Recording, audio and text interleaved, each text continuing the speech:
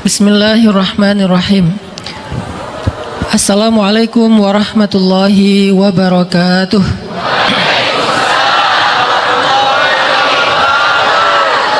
Alhamdulillahi rabbil alamin. Alhamdulillahilladzi la yukhayyibu man amalah wa la yaruddu man sa'alah wa la yaqta'u man wasalah wa la yaslubu man syakarah wa la yakilu man tawakkala alaih. Alhamdulillahilladzi bi ni'matihi tatimmus shalihat wa bi fadlihi tatanazzalul khairat wal barakat wa bi taufiqihi tatahaqqaqul maqasid wal ghayat. Asyhadu an la ilaha illallah wahdahu la syarika lah, lahul mulku wa lahul hamdu wa huwa ala kulli syai'in qadir. Wa asyhadu anna sayyidana Muhammadan abduhu wa rasuluh alladzi la yantiqu 'anil hawa in huwa illa wahyun yuha. Allahumma salli ala sayyidina wa habibina wa nabiyyina Muhammad wa ala alihi wa ashabihi wa sallim. Rabbi syrah li sadri wa yassir li amri wa halul 'uqdatan min lisani yafqahu qawli. Para alim ulama, para masyayikh, para kiai, para guru, para ustadz yang kita hormati dan kita muliakan bersama. Di sini hadir guru-guru kita,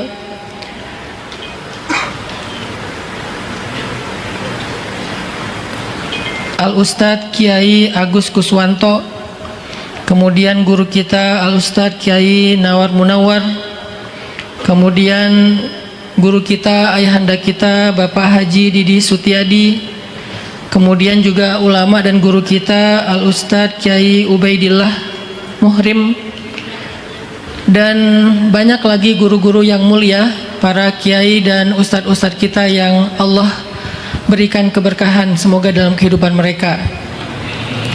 Dan kepada para tokoh masyarakat, para tokoh-tokoh anak muda dari sahabat-sahabat Ansor, Banser, komunitas-komunitas, dan pastinya anak-anak muda jomblo-jomblo fisabilillah yang ada di masjid ini. Masya Allah, wajah-wajah jomblo itu bikin adem ya. Enggak, bikin panas. Alhamdulillah, kita bersyukur hari ini bisa nongkrong di masjid. Sedikit menerjemahkan, karena nongkrong itu bahasa anak muda, bahasa ibu-ibu taklim, namanya majlis. Jadi majlis itu bahasa Arab, belum diterjemahin. Arti majlis itu berkumpul dalam satu tempat. Nah, kalau dalam bahasa anak muda namanya nongkrong. Dan saya pengen tren nongkrong itu justru kita ramaikan di masjid. Selain mungkin anak muda senang nongkrong di kafe, di tempat hobi, nongkrong di kos-kosan sambil scrolling TikTok, pakai akun fake untuk bisa kepoin mantan.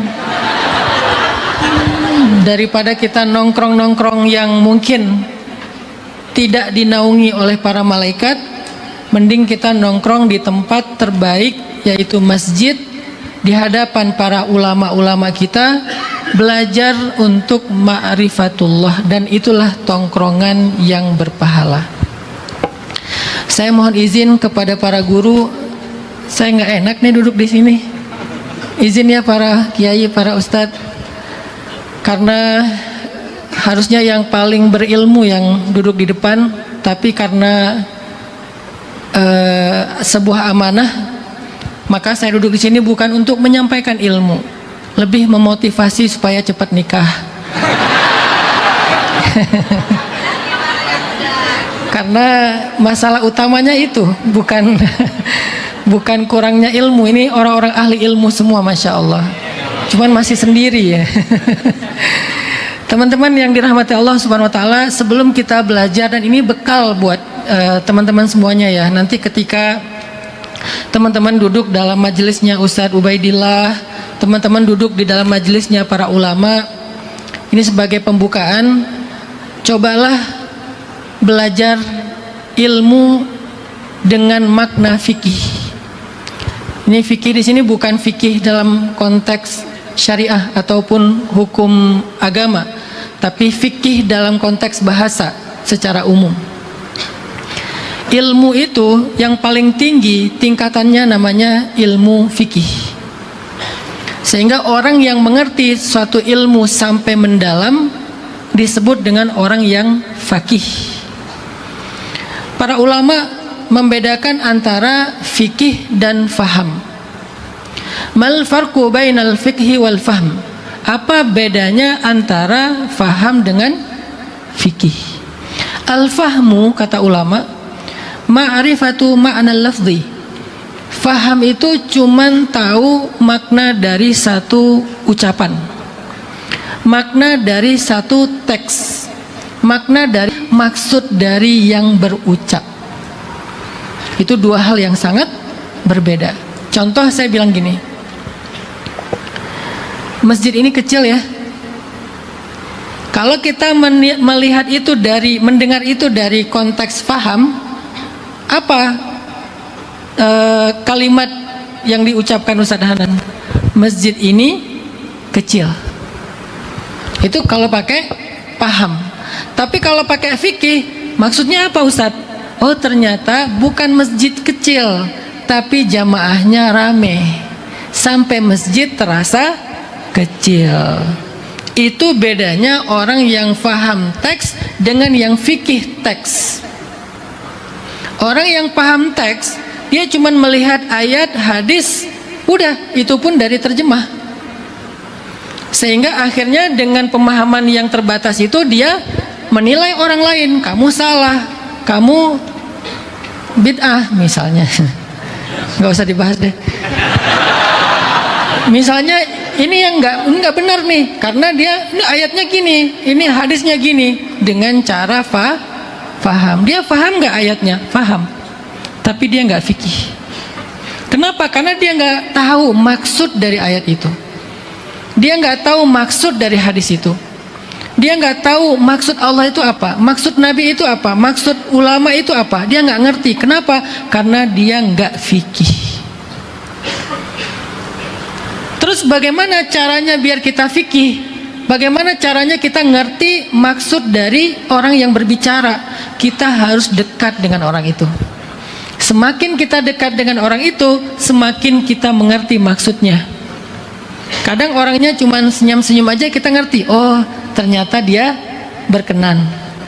Kadang orangnya diam aja kita ngerti. Kadang kita chat nih, kita kirim, terus dia baca tapi nggak dibalas, kita ngerti. Nggak dibalas, kita ngerti ya.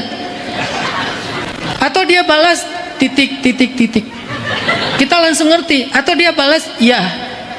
Iyanya dia itu beda antara iya pakai huruf besar semua, iyanya huruf kecil semua, iyanya huruf kecil titik, iyanya pakai ch, yah. Itu tuh beda-beda tuh.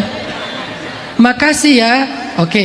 Makasih ya, makasih ya, makasih ya, makasih ya. Itu beda. Kita mengerti maksud dari yang berucap walaupun teksnya mirip-mirip. Kenapa? Karena kita tahu dia. Kalau dia nggak pakai emoticon, berarti dia lagi sebel. Kalau dia nggak pakai titik-titik, berarti dia lagi bete. Orang yang nggak ngerti dia nggak akan ngerti. Oh, oke, dia bilang iya. Padahal iya di situ artinya enggak. Makanya seorang suami harus fikih sama istrinya, baru jadi suami yang baik. Kan istri mah kalau ditanya kadang-kadang bilang terserah. Ya, kata terserah itu bukan gimana kita, bukan. Kata terserah itu males itu maksudnya. Kalau dia bilang yang kita kemana ya hari ini, terserah, itu artinya aku lagi malas keluar, aku lagi bete sama kamu, soalnya kamu nggak peduli sama aku. Kan itu maksudnya. Panjang, cuman satu kata terserah, tapi itu kalau ditafsirkan bisa 3 jilid buku syarah itu. Kenapa bisa gitu? Karena kita fikih. Makanya kalau kita pengen mengenal dan mengerti tentang Al-Quran, gak cukup membaca Al-Quran secara teks. Kita harus mendekat kepada yang menyampaikan kalimat-kalimat itu, yaitu Allah Subhanahu wa Ta'ala.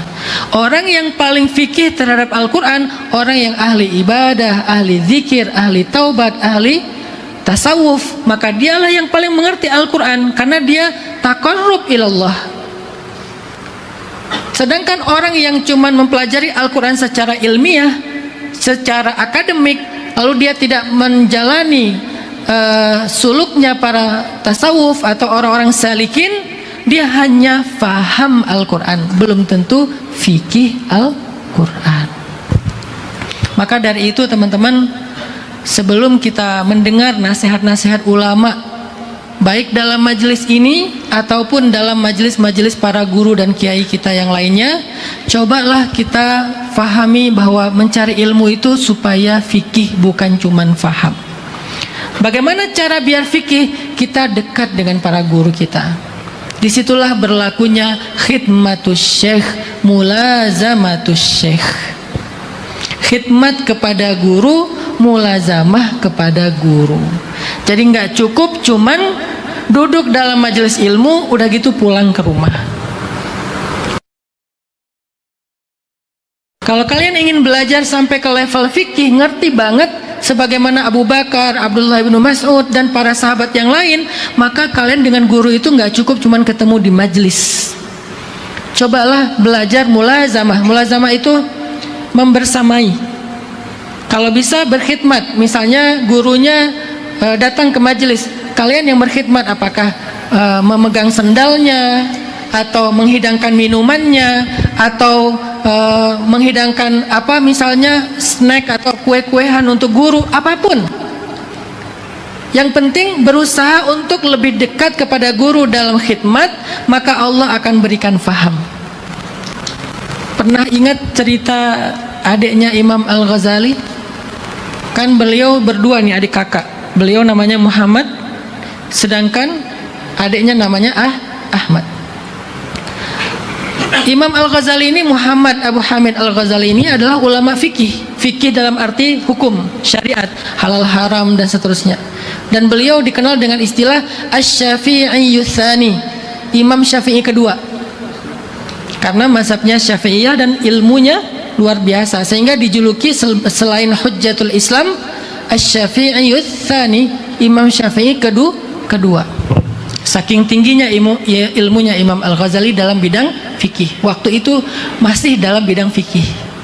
Sedangkan adiknya adalah ulama ahli hikmah, ulama tasawuf. Karena Islam itu ada 3 ilmu besarnya: ilmu akidah, ilmu syariah atau fikih, dan ilmu tasawuf atau ma'rifatullah atau suluk. Nah, adiknya ini ulama tasawuf, ulama ahli hikmah. Udah seminggu Imam Ahmad, adiknya Imam Muhammad Abu Hamid Al-Ghazali, nggak pernah sholat di belakang kakaknya. Sampai akhirnya Imam Al-Ghazali bilang ke ibunya, "Ibu, ya ummah, minta adik untuk sholat di belakang saya. Kenapa udah seminggu dia nggak sholat di belakang saya?" Akhirnya karena disuruh sama ibu, Imam Ahmad ikut nurut gitu, pergi ke masjid, jadi makmum, imamnya kakaknya, yaitu Imam Muhammad Abu Hamid Al-Ghazali. Tetapi di dalam sholat berjamaah, Imam Ahmad ini ternyata mufaraqah, nggak ikut kepada imam. Dia sholat sendiri walaupun di belakang imam. Pas beres sholat, Imam Al-Ghazali nanya, "Ahmad, kenapa kamu mufaraqah? Kenapa kamu nggak ikut jamaah bareng saya? Kok kamu sholat sendiri padahal kamu di belakang saya?" Apa jawaban dari Imam Ahmad? "Kak, aku melihat di pakaian kakak penuh dengan darah." Imam Al-Ghazali ngelihat, mana darah? Takutnya kalau ada darah nanti nggak sah gitu. Dia, mana darah? Loh, kok nggak ada? Apa maksudnya Ahmad mengatakan pakaian saya banyak darahnya? Semalaman dipikirin sama Imam Al-Ghazali, oh baru ingat, baru ngeh, ternyata Imam Al-Ghazali dalam sholat tadi kurang khusyuk. Dan gak khusyuknya gara-gara mikirin fikih tentang haid dan nifas. Jadi keren ya, gak khusyuknya Imam Al-Ghazali karena fikih. Kalau kita gak khusyuknya karena mantan. Ya, tega banget sih. Kita nggak khusyuknya karena game online, kita nggak khusyuknya karena pinjol, kita nggak khusyuknya karena urusan dunia. Imam Al-Ghazali kalau nggak khusyuk itu karena mikirin hukum fikih. Karena beliau ahli fikih, jadi dalam sholat beliau mikir haid itu begini, kalau nanti ada terjadi ini lebih dari 7 hari maka seperti ini, tanda-tandanya seperti ini dan seterusnya. Apa bedanya haid dengan istihadah, apa konsekuensi dari nifas dan seterusnya. Mikirin haid dan nifas dalam kaitan hukum fikih di dalam sholat. Sehingga menurut Imam Ahmad itu tidak khusyuk, sehingga Imam Ahmad nggak mau jadi makmumnya.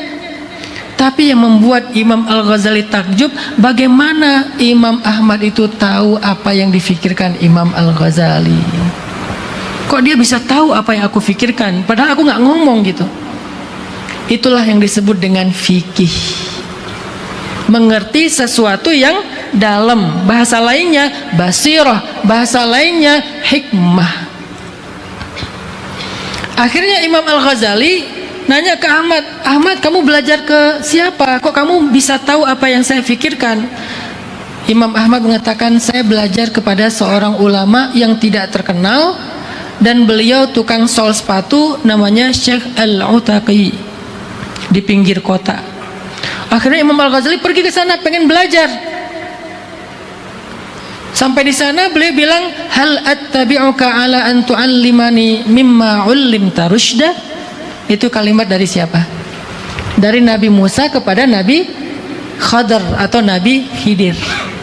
Boleh nggak saya ikut engkau? Ikut, bukan duduk dalam majelis, itu beda. Ittiba dengan julus atau majelis itu beda. Kalau ikut berarti mulazamah. Hal attabi'uka ala an tu'allimani mimma 'ullimta rusyda. Boleh nggak saya ikut engkau wahai guru agar saya bisa belajar tentang ilmu rusydun? Rusydun itu diantara maknanya adalah farosah. Farosah itu artinya firasat bahasa sekarang. Jadi bahasa Arabnya farosah atau firasah, bahasa Indonesianya firasat. Itu bagian dari rusydun. Yang lainnya hikmah, yang lainnya basirah. Ada banyak istilah untuk rusydun. Boleh nggak saya ikut engkau wahai guru? Kata gurunya, innaka lan tastati' ma'iya sabrah. Wa kaifa tasbiru ala ma lam tuhit bihi khubrah. Kamu nggak akan sabar ikut saya, kata Syekh Al-Utaqi. Gimana kamu sabar tentang sesuatu yang kamu nggak ngerti? Kata Imam Al-Ghazali, insya Allah saya akan bersabar. Kalau gitu kata gurunya, jangan nanya apa yang saya suruh. Persis kayak cerita Nabi Musa dengan Nabi Khidir. Akhirnya ikut kepada Imam Al-Utaqi. Hari pertama ikut, kirain mau belajar taklim, buka kitab. Ternyata kata Imam Al-Utaqi, bersihkanlah toko tempat sol sepatu ini. Karena udah janji nggak akan protes, ya udah bersih. Bebersih pakai sapu. Kata Imam Al-Utaqi, jangan pakai sapu, pakai tangan.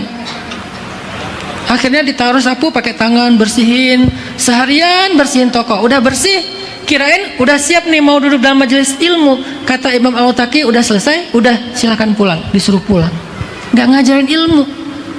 Besok datang lagi, suruh bersih-bersih lagi, pulang. Lusa datang lagi, bersih-bersih lagi, pulang. Sampai setelah sekian kali, Imam Al-Ghazali tiba-tiba faham tentang satu ilmu yang penting. Apa? Ilmu tawadu. Itu nggak pakai qala Allah wa qala Rasul dulu loh, tapi langsung diajarkan riyadhahnya tawadu.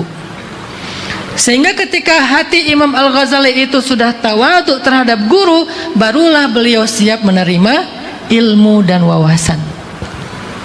Sehingga Imam Al-Ghazali ketika menulis adab orang mencari ilmu, adab thalibul ilmi di dalam kitab Ihya itu, salah satu di antara adab pencari ilmu itu kata Imam Al-Ghazali apa? Hendaklah seorang murid itu menganggap dirinya seperti pasien kepada dokter. Nggak boleh pasien itu merasa lebih tahu daripada dokter. Nggak boleh misalnya dokter kasih resep, ini obatnya 3 kali sehari ya, kayaknya kurang deh dok, saya pengennya 10 kali sehari.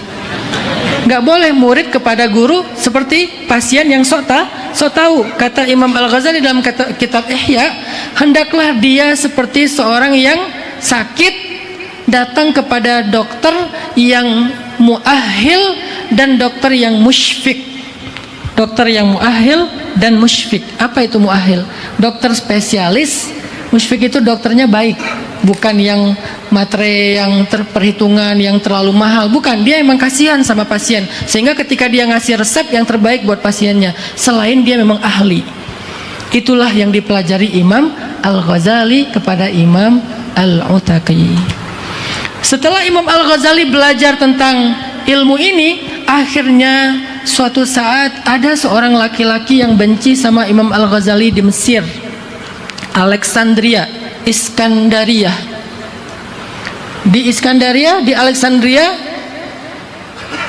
ada yang benci sama Imam Al-Ghazali, sehingga kemudian saking dia benci sama Imam Al-Ghazali, dia suka memfitnah Imam Al-Ghazali, dia menyakiti perasaan Imam Al-Ghazali, sampai suatu saat dia bermimpi.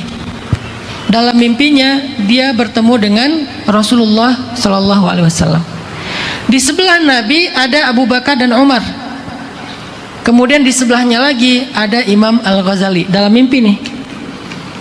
Terus tiba-tiba Imam Al-Ghazali bilang kepada Rasul dalam mimpi itu, "Ya Rasulullah, hadzal rajul yubghiduni wa yu'dhini." Ya Rasul, laki-laki ini benci sekali kepada saya dan sering sekali menyakiti saya ya Rasul. Sehingga kata Nabi, "Atinis siyat." Kasih saya cambuk. Akhirnya dikasihlah cambuk kepada Nabi. Kemudian Nabi mencambuk orang ini dengan cambukan di punggungnya sampai dia kaget dan terbangun dari mimpinya. Ketika dia terbangun dari mimpinya, di punggungnya banyak bekas cambukan.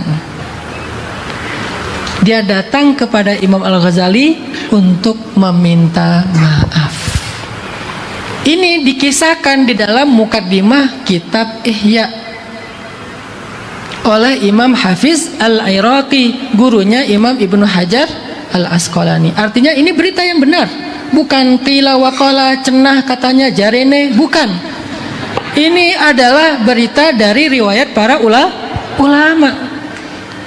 Apa poin dari semua kisah ini? Ternyata belajar ilmu itu nggak cukup cuma membaca kitab, teman-teman, dan itu baik.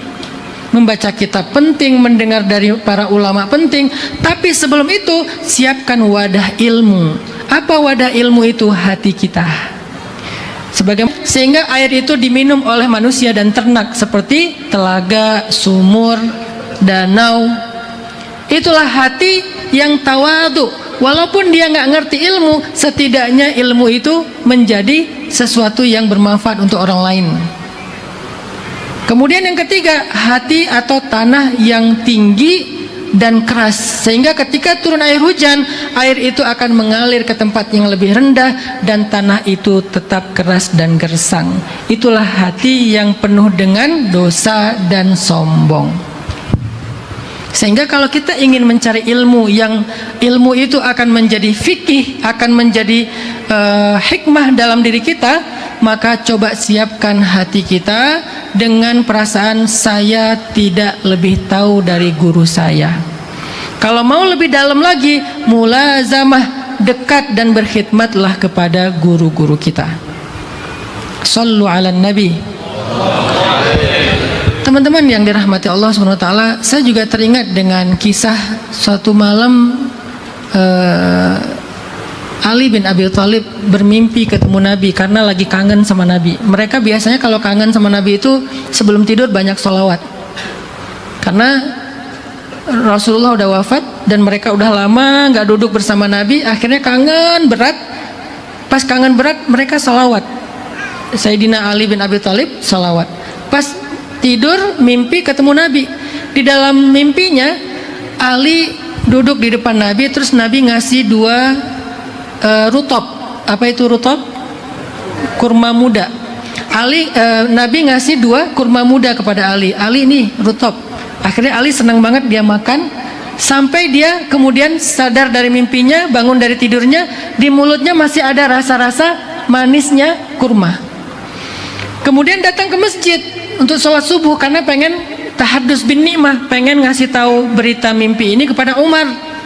Kan ketemu Nabi itu anugerah ya, walaupun dalam mimpi juga mimpi yang indah, mimpi yang baik.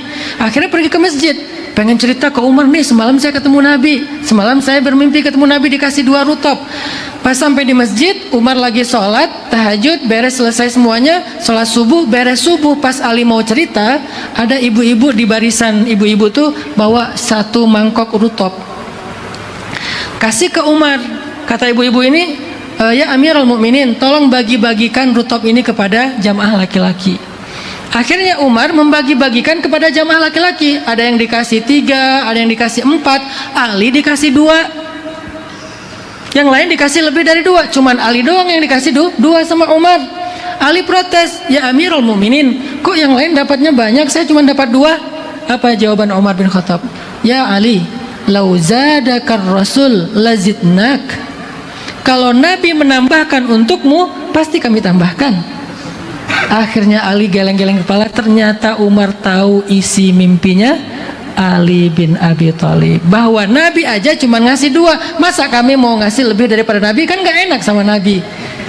Ini adalah fikih, ini adalah hikmah, ini adalah ilmu yang didapatkan dengan cara Allah anugerahkan. Kita mengenalnya dengan istilah ilmu ladunni. Wa 'allamna min ladunna wa 'allamnahu min ladunna ilma. Gimana cara kita sampai ke level itu? Tadi dengan mempersiapkan hati, dengan tawadu, dengan khidmat kepada guru, kita akan mengerti apa yang orang lain tidak mengerti. Turun ayat kepada Nabi,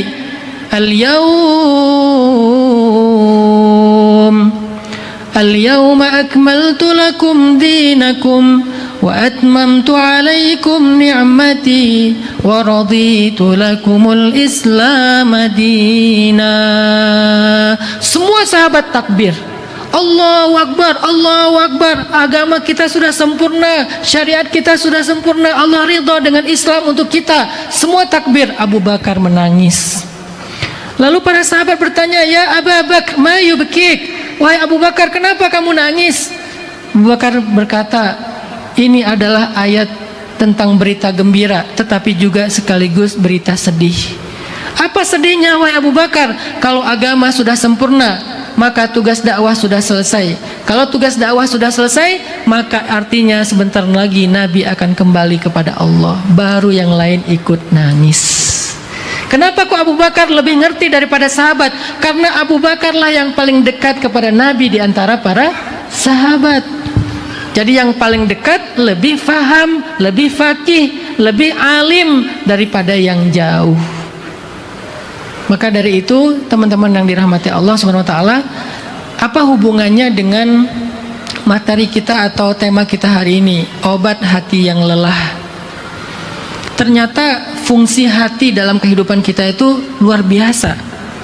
Hati itu bukan cuman untuk menyimpan perasaan-perasaan yang galau atau bimbang, khawatir, jadi khawatir. Bukan hanya tentang itu. Ternyata di dalam hati pun kita bisa menyimpan hikmah dan petunjuk Allah Subhanahu wa taala. Sehingga kalau ada orang yang hatinya itu gampang lelah, gampang galau, kemungkinannya hati itu emang kosong. Hati itu kok kosong, makanya dia ringan. Kalau dia ringan, gampang terombang-ambing. Gimana biar hatinya itu sabat, biar hatinya itu teguh, biar hatinya itu nggak gampang patah, nggak gampang lelah, nggak gampang kecewa, nggak gampang trauma, nggak gampang misalnya panik. Hati itu harus diisi, dan sebaik-baik dari isi hati itu adalah nama-nama Allah Subhanahu wa taala, zikrullah. Ala bidzikrillah, ala bidzikrillah tatmainnul qulub. Kalau pengen hatinya tenang, maka isilah hati itu dengan zikir. Allah, Allah, Allah, Allah, Allah. Ar-Rahman, Ar-Rahim. Isi hati itu dengan subhanallah, la ilaha illallah, masya Allah. Isi hati itu dengan zikir sebanyak-banyaknya. Salawat kepada Nabi juga bagian dari zikir. Isi hati kita dengan zikir, maka hati itu akan menjadi tenang. Sederhana sebetulnya. Apa obat hati Ustadz? Zikir. Bagaimana cara berzikir Ustadz? Zikir itu yang banyak.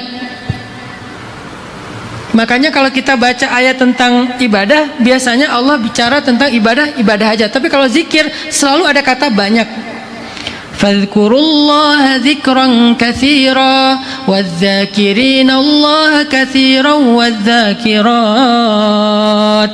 Ingatlah Allah yang banyak, orang yang mengingat Allah yang banyak, laki-laki dan perempuan. Pasti ada kata banyak. Jadi kalau zikir itu biar jadi tuma'ninatul qalb, menjadi ketenangan dalam hati yang banyak. Berapa yang banyak Ustadz? Minimal 1000. Karena zikir itu ada zikir muqayyad, ada zikir mutlak. Apa zikir muqayyad? Zikir yang dihitung. Misalnya habis sholat subhanallah 33 kali, alhamdulillah 33 kali dan seterusnya. Itu muqayyad, dihitung. Tapi ada yang mutlak, yang tidak dihitung sebanyak-banyaknya. Pakai alat zikir supaya memudahkan kita memperbanyak zikir. Bisa tasbih, bisa ceker. Bukan ceker ya, ceker. Kenapa kok pakai ceker Ustadz? Tasbih digital. Soalnya kalau pakai tasbih ini kadang-kadang kita suka kegeeran. Subhanallah, subhanallah, subhanallah, subhanallah, subhanallah. Udah satu putaran. Subhanallah, subhanallah, subhanallah. Tadi berapa ya? Kayaknya udah 7 kali putaran deh, 700. Padahal baru 150. Tapi ngakunya 700 karena nggak hafal. Kan cuma 100. Kalau tasbih ini ada yang 33, ada yang cuma 2. Irit banget ya. Artinya kalau tasbih ini kita kadang suka lupa. Bagusnya untuk zikir-zikir yang terbatas 133. Kalau pengen ribuan, pakai ceker.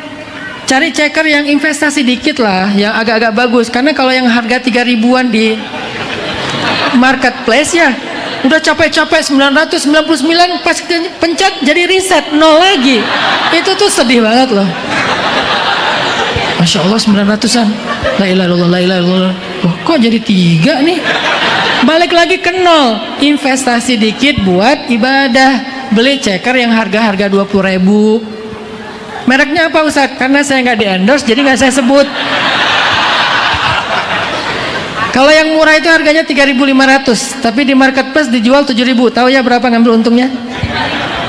Berarti kalau kalian mau jualan, jual 10.000, lumayan itu. Artinya beli ceker. Ada sekarang yang cekernya itu udah kayak cincin ya. Ada yang modelnya itu ada beberapa menu, ada 5 menu kalau nggak salah. Ini subhanallah, ini alhamdulillah, ini Allah akbar, ini salawat, ini la ilaha illallah. Jadi ada beberapa menu. Jadi kita nggak harus langsung sekaligus beres. Saya pakai yang itu karena dicicil. Pagi yang ini dulu, siang yang ini. Jadi banyak. Kalau udah zikirnya banyak, kerasa nanti di dalam hati itu. Kalau belum banyak, nggak akan kerasa. Nggak akan kerasa tumakninah ketika ada masalah. Begitu ada masalah, kita langsung tenang dulu tuh, sakinah. Begitu misalnya kita di blok, misalnya kita di unfollow, misalnya kita di head speech, di komen, kita nggak langsung panik, nggak langsung bereaksi, kita bisa tenang. Kenapa? Karena hati kita udah dijaga dengan zikir. Jadi nggak akan mudah terluka. Orang yang gampang tersinggung pasti kurang zikir. Orang yang sensitif pasti kurang zikir. Orang yang dendaman pasti kurang zikir. Orang yang nggak bisa ngelupain mantan pasti dia lupa kepada Allah. Kalau kita mau lupain mantan, ingat Allah. Ingat mantan, lupa Allah. Nggak bisa ketemu 2 perasaan dalam satu jauh, dalam satu rongga hati. Kalau ada Allah, hilanglah mantan. Kalau ada mantan, hilanglah Allah di dalam rongga yang sama. Makanya tidak ketemu 2 perasaan di dalam rongga itu. Isi dia dengan Allah. Terus mantan di mana Ustadz? Nggak ada. Pasangan ada, karena dia halal. Kalau halal, maka nggak akan bertolak belakang dengan Allah. Kan itu semuanya dalam rangka ridho Allah. Pasangan halal, perasaan yang halal, ingatan yang halal. Semua yang halal itu nggak akan keluar karena di dalamnya tidak akan mengusik Allah, tapi yang haram yang keluar. Makanya pengen nggak galau lagi, ingat Allah. Insya Allah akan pelan-pelan Allah obati hati kita. Trauma masa lalu, sakit hati masa lalu yang bikin kita mental illness, depresi, pengen bunuh diri, naik tower nggak jadi loncat ketinggian, itu semuanya obatnya zikir. Tapi zikir tekniknya yang banyak, ribuan. Misalnya istighfar dulu 1000. Kalau istighfar mah cepat ya. Astagfirullah, astagfirullah, astagfirullah, astagfirullah, astagfirullah, astagfirullah, astagfirullah, astagfirullah, astagfirullah. Dah 1000. Beres istighfar 1000, mulai dengan zikir pagi. Salah satu zikir pagi yang bagus itu la ilaha illallah wahdahu la syarikalah lahul mulku wa lahul hamdu wa huwa ala kulli syai'in qadir, 100 kali minimal. Maka kata Nabi, siapa membaca itu di waktu pagi seperti memerdekakan 10 budak. Satu budak harganya kurang lebih 1 miliar. Kalau dulu hitungannya uqiyatul dzahab dengan hitungan emas. Kalau dikonversi kurang lebih di atas 1 miliar. Kalau 10 budak berarti pagi-pagi kita udah dianggap bersedekah 10 miliar. Coba ada yang nggak pernah sedekah 10 miliar setiap pagi? Udah pasti enggak. Kelihatan dari wajah-wajahnya ya. Wajah prihatin. Saya nggak nanya yang pagi-paginya sedekah 2.000, insya Allah rata-rata ya. Kalau nggak juga terlalu ya. Kalau 10 miliar di waktu pagi nggak mungkin, susah bagi kita 10 miliar setiap pagi. Kalau sesekali mungkin suatu saat insya Allah mampu. Tapi kalau setiap pagi kayak mustahil banget. Kita bukan Elon Musk. Elon Musk aja udah sekaya gitu nggak pernah sedekah ya. Iya iyalah, bukan muslim. Artinya susah untuk bisa melakukan ibadah itu, tapi dengan zikir la ilaha illallah yang tadi 100 kali minimal dan kelebihannya bebas berapa kali aja, udah. Misalnya udah beres la ilaha illallah, lanjut yang ketiga apa? Salawat. Allahumma sholli ala sayyidina Muhammad, Allahumma sholli ala sayyidina Muhammad. Berapa? Minimal 100 kali. Kalau bisa 500, 1000, tapi dawam setiap hari. Beres sholawat baru subhanallah, la ilaha illallah, Allahu akbar, dan seterusnya. Zikir yang banyak. Ustadz nggak sempat ngapa-ngapain dong. Kata siapa? Ternyata kalau digabung semua zikir tadi di satu waktu, itu cuma butuh waktu sekitar 15 sampai 20 menit. Nggak panjang kok waktunya. Kita aja yang wasawisus syaiton, ditakut-takuti sama setan. Hidup kan bukan tentang zikir aja, kita perlu bekerja. Nggak ngeganggu kerjaan kita. Sambil nyetir bisa, sambil naik motor, tapi nggak bisa dihitung ya, naik motor susah belok ya. Ya udah dalam hati atau dengan lisan, nggak usah dihitung dulu. Nanti suatu saat ada AI kok yang akan menghitung. Bentar lagi AI itu pas kita zikir dia ngitung sendiri. Zikirnya kurang, dikasih tahu sama dia. Saking canggihnya. Tapi sekarang zikir aja yang banyak. Insya Allah itu akan menjadi obat hati. Innamal mu'minun, orang yang beriman. Innamal mu'minuna idza dzukirallahu wajilat qulubuhum. Orang beriman itu kalau disebut nama Allah hatinya gemetar, bergetar. Bergetar. Hatinya bergetar. Arti bergetar di sini apa? Tunduk, khudu. Tidak lagi tinggi, tidak lagi sombong, tidak lagi galau, tidak lagi labil, muzabzabina baina dzalik, la ilaha ula wa la ilaha ula.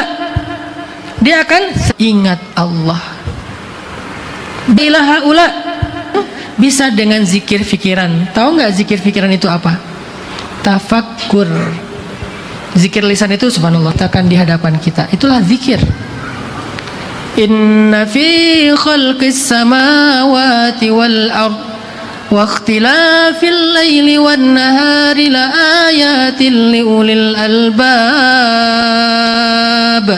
alladzina yadhkuruna Allah qiyaman wa qu'udan wa ala junubihim wa yatafakkarun. Selain yadhkurun, yatafakkarun. Ingat Allah dengan lisan, ingat Allah dengan fikiran. Itulah zikir. Makanya kalau kita melihat sesuatu, coba temukan Allah di situ, lihat.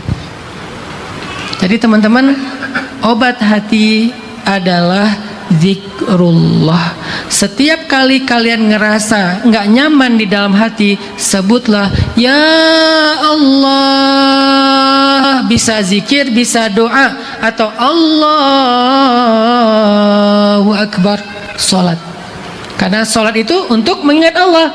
Aqimis sholata li dzikri. Dirikanlah sholat untuk mengingat aku. Jadi kalau pengen zikir, bisa dengan zikir lisan di luar sholat, bisa dengan doa memanggil Allah, bisa juga dengan sholat.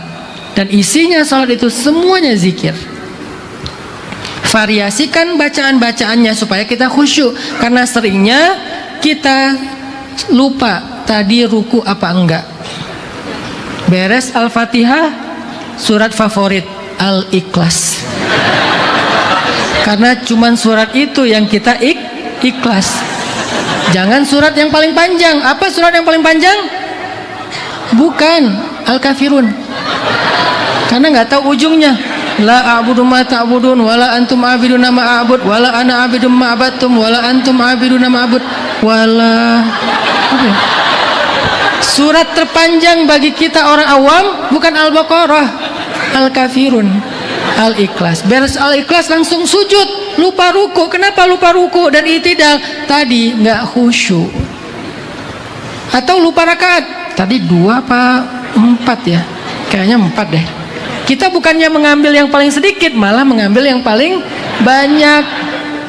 Itulah manusia. Jadi teman-teman coba ingat Allah dengan berbagai macam cara. Zikir, doa, sholat, apalagi tadi misalnya tafakkur.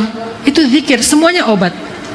Makanya Nabi ketika lelah, walaupun Nabi nggak lelah batin tapi lelah fisiknya dalam menggali parit Khandaq. Pas Nabi lagi lelah, Nabi bilang apa kepada Bilal? Arihna bis shalah ya Bilal. Istirahatkan kami dengan salat wahai Bilal. Sehingga akhirnya Bilal azan. Allahu Akbar, Allahu Akbar. Bagi Nabi dan sahabat itu istirahat, bagi kita beban. Kok udah azan lagi sih? Bedanya iman Nabi dan sahabat dengan iman kita. Padahal harusnya sholat itu adalah rahatul qulub. Sholat itu rehatnya hati.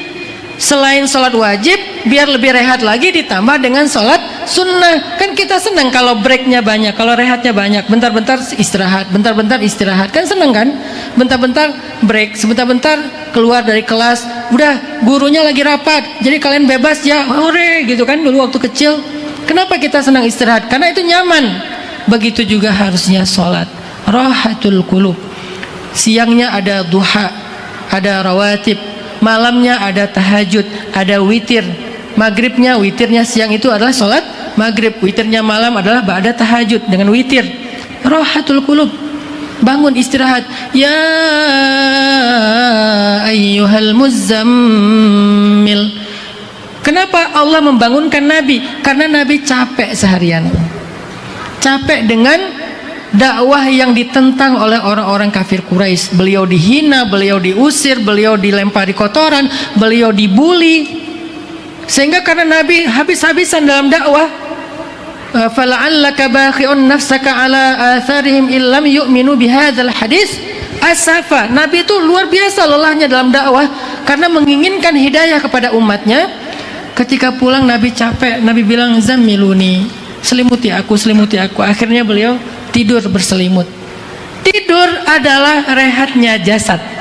Sementara Nabi masih butuh rehat yang lain selain fisiknya, rehatnya hati, supaya beliau semangat lagi dalam dakwah.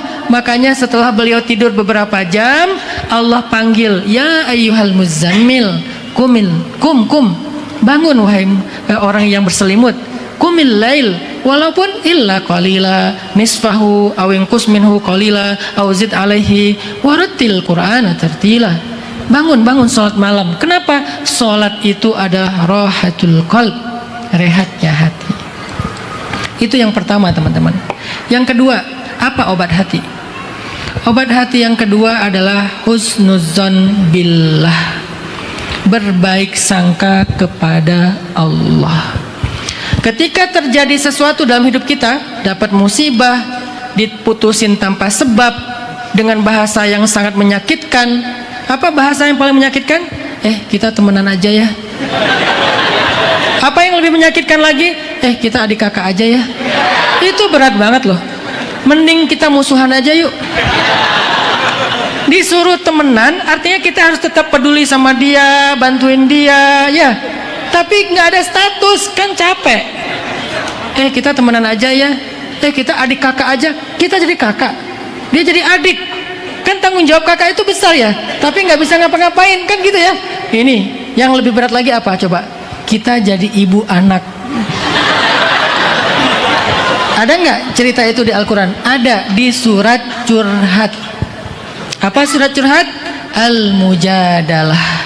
Kalau kita baca Mujadalah namanya surat curhat. Kalau kita baca Mujadilah namanya cewek yang lagi curhat. Siapa perempuan itu? Namanya Khawlah bintu Sa'labah. Kenapa dia diputusin sama suaminya? Dengan kata-kata apa? Kamu ibu bagi saya. Bahasa dulu disebut dengan istilah zihar. Kalau bahasa saya diputusin dengan cara yang kejam. Apa cara yang kejam? Kita ibu anak aja yuk. Itu lebih kejam daripada adik kakak, lebih kejam daripada temenan. Zihar itu kejam banget loh, dan itu budaya jahiliyah. Kita ibu dan anak, artinya kamu haram bagi saya selama-lamanya. Akhirnya Khawlah curhat kepada Allah. Qad sami'a Allahu qawla allati tujadiluka fi zawjiha wa tashtaki ila Allah. Tashtaki ila Allah, curhatnya kepada Allah. Minta fatwanya kepada Nabi, tapi curhatnya kepada Allah. Bukan update status, bukan taruh di story, bukan curhat di story la haula wala quwata illa billah. Zikir sih, tapi semua orang tahu lagi ada masalah nih. Curhatnya di status hasbunallah wa ni'mal wakil. Itu curhat kepada netizen. Memang si netizen Indonesia itu adalah seorang intelijen yang paling hebat ya. Tahu aja lagi masalahnya. Akhirnya netizen punya dua akun. Satu pro suami, satu pro istri. Suami fanbase, istri fanbase. Rame di antara dua akun tersebut. Ini curhat kepada manusia, curhat kepada Allah. Lalu bagaimana cara Khawlah ini begitu luar biasa, sabar, kemudian dia nggak pernah membocorkan rahasia rumah tangganya kepada siapapun, bahkan orang tuanya atau keluarganya pun nggak tahu masalah rumah tangganya. Baru ketahuan gara-gara dia diputusin suaminya dengan istilah zihar, dia harus minta fatwa Nabi. Ini gimana maksudnya secara agama? Udah putus nggak nih ya Rasulullah? Nabi karena belum turun wahyu, Nabi nggak bisa jawab. Kemudian ketika Khawlah pulang, turun Jibril ngasih tahu ayatnya, surat curhat, surat Mujadalah, tentang seorang perempuan yang hebat namanya Khawlah, yang karena dia turunlah Al-Quran. Hebat banget Khawlah ini.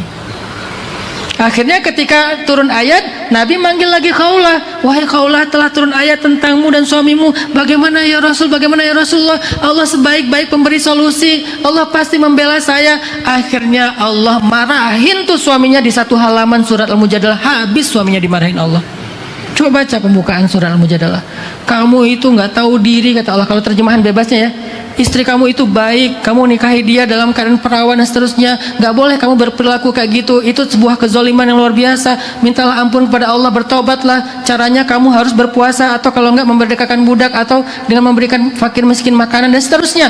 Dikasih hukuman oleh Allah kepada suaminya. Tapi boleh balikan. Setelah tahu kalau istrinya itu dibela Allah, akhirnya suaminya taubat dan mereka bahagia dan sampai ke surga insya Allah. Inilah husnuzon kepada Allah. Apa rahasia Khawlah dibela Allah? Berbaik sangka sama Allah. Jadi ketika ada masalah, Khawlah itu berbaik sangka dengan, ya Allah, kepada Engkau aja saya curhat, karena cuma Engkau yang maha mendengar curhat hambamu. Gak sia-sia curhat sama Engkau ya Allah. Gak mungkin Engkau mengabaikan curhatku ya Allah. Baik sangka sama Allah. Kalau kita kenapa malas curhat dalam doa? Karena kita pikir Allah gak dengar. Walaupun kita gak berani ngomong gitu, tapi kita memikirkan seperti itu loh. Ya Allah, saya punya masalah. Dia tega banget sama saya ya Allah. Saya belum ngomong apa-apa dia udah menghindar. Padahal niat saya kan baik. Ya Allah, kok dia bisa gitu ya Allah. Saya belum kenal sih, tapi saya tahu akunnya ya Allah. Curhat sama Allah tuh. Akun.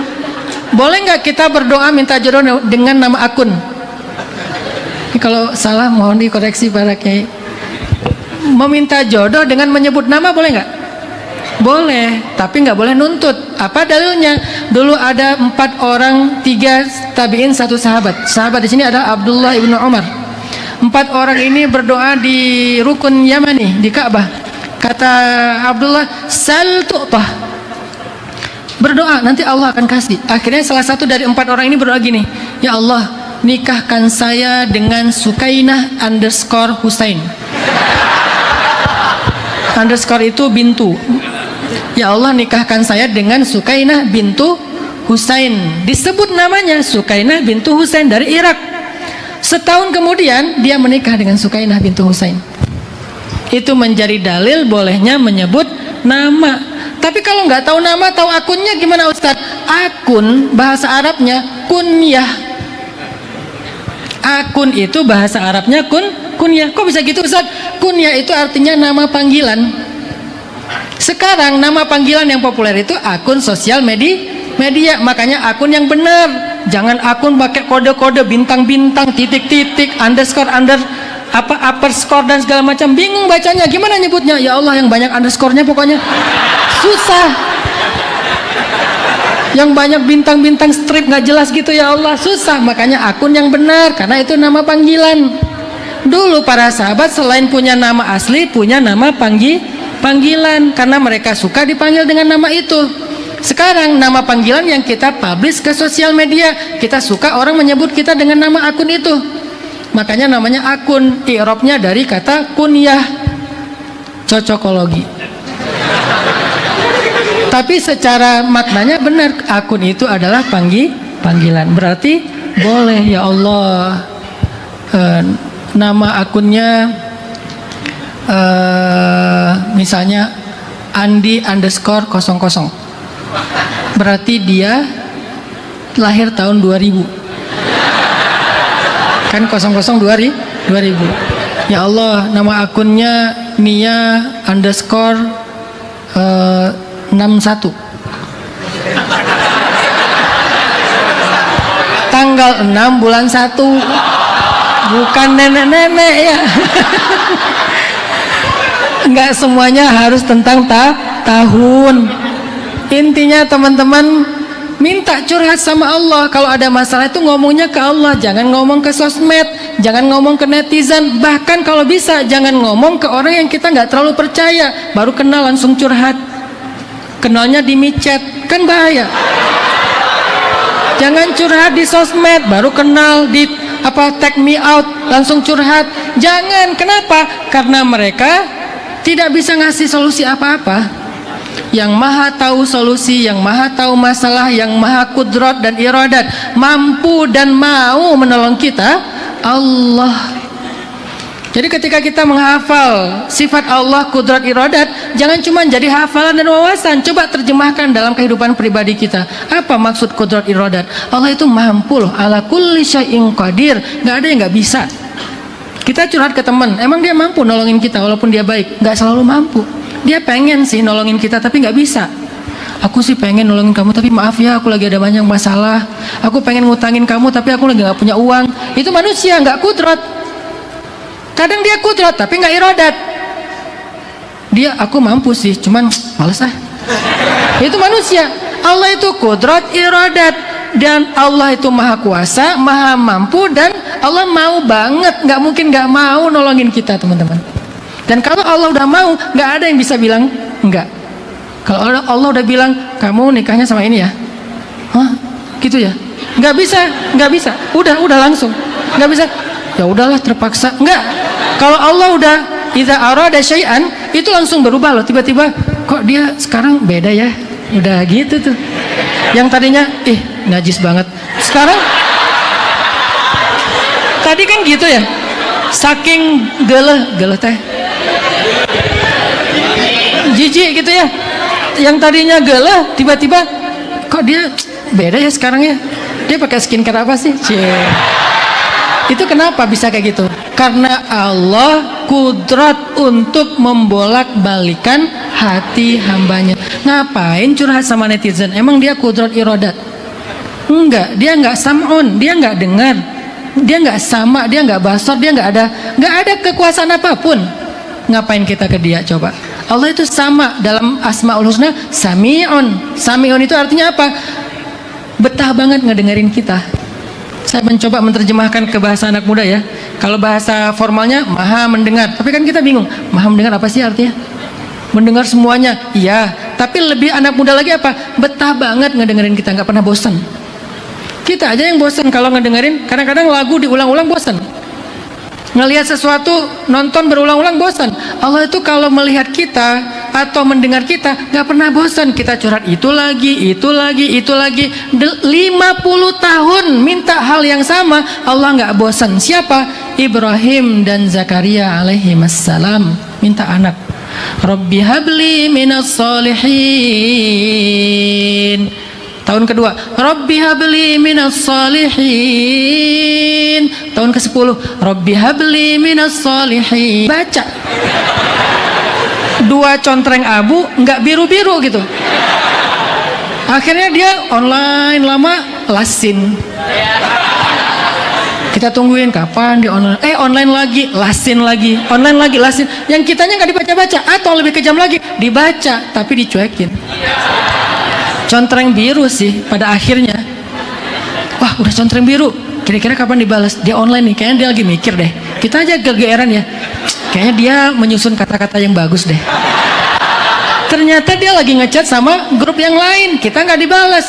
Tapi kalau Allah, kalau dalam konteks kita nih analoginya, kita lagi typing, Allah typing, artinya kita ngomong, Allah langsung menjawab. Wahai hambaku, aku perkenankan, aku perkenankan, aku perkenankan. Kita baca Alhamdulillahi Rabbil Alamin, hamadani abdi, hambaku memuji aku.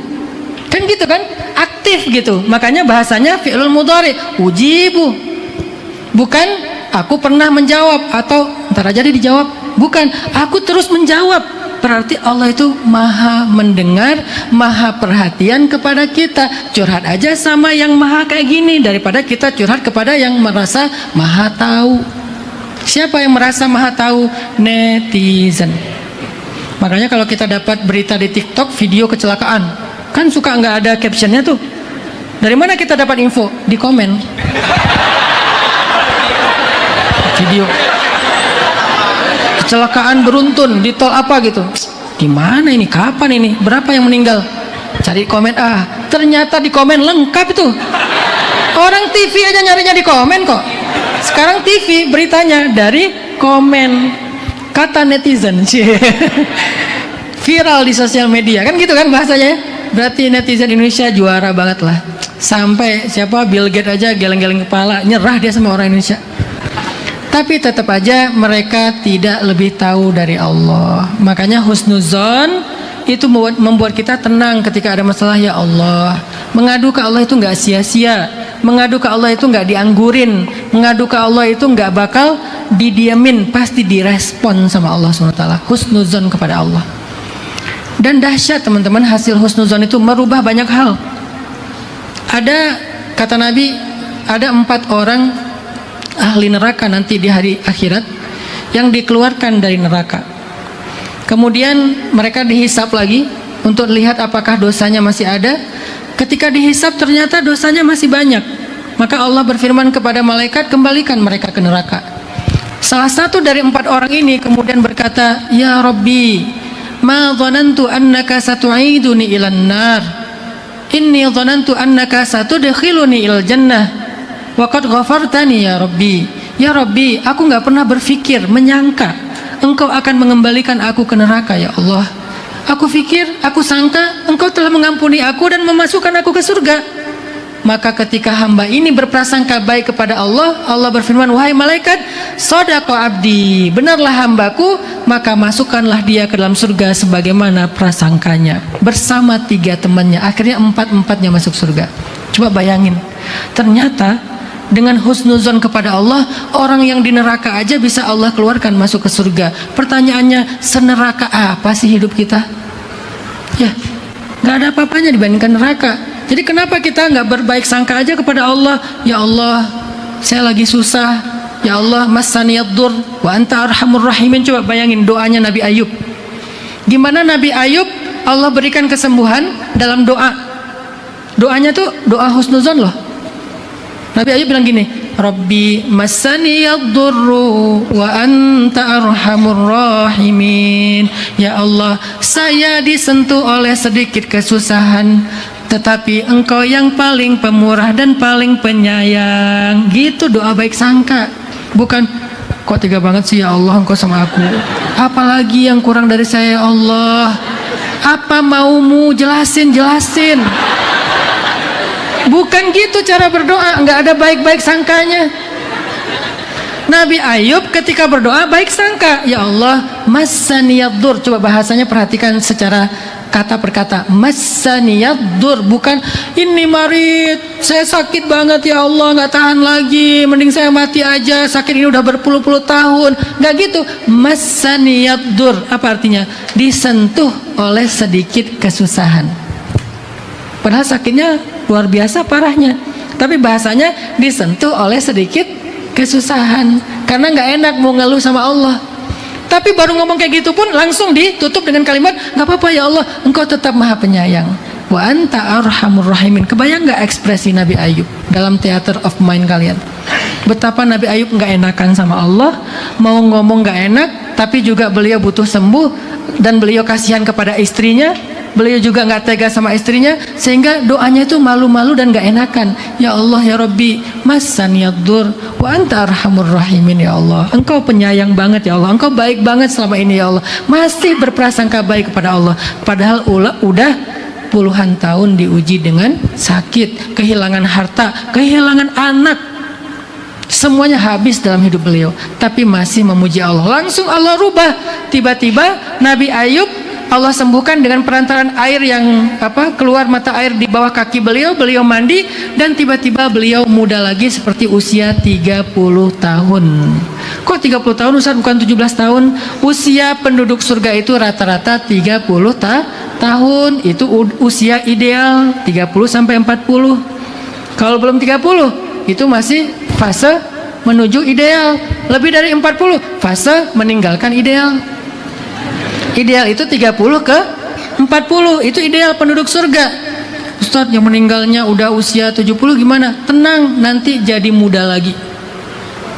Ustadz, yang meninggalnya masih ABG, usianya 16 tahun gimana? Tenang, nanti jadi sebaya. Ustadz, kalau kita meninggal tapi kayaknya kita biasa-biasa aja, nggak menarik kira-kira, dan jomblo lagi meninggalnya, nanti di surga ada pasangan nggak Ustaz? Kata Nabi, di surga tidak ada azib. Azib itu jomblo. Tidak ada orang yang sendiri di surga, semua punya pasangan. Lebih keren malah nikahnya di surga. Weddingnya, WO-nya malaikat. Wedding organizernya para malaikat. Yang akan mengakadkan Allah. Yang menyaksikan para penduduk surga. Saya terima nikahnya fulan, saya terima nikahnya fulanah bintu fulain dengan mahar satu surga seluas langit dan bumi. Masya Allah. Bukan dengan mahar seperangkat alat sholat, dengan mahar surga seluas langit dan bumi.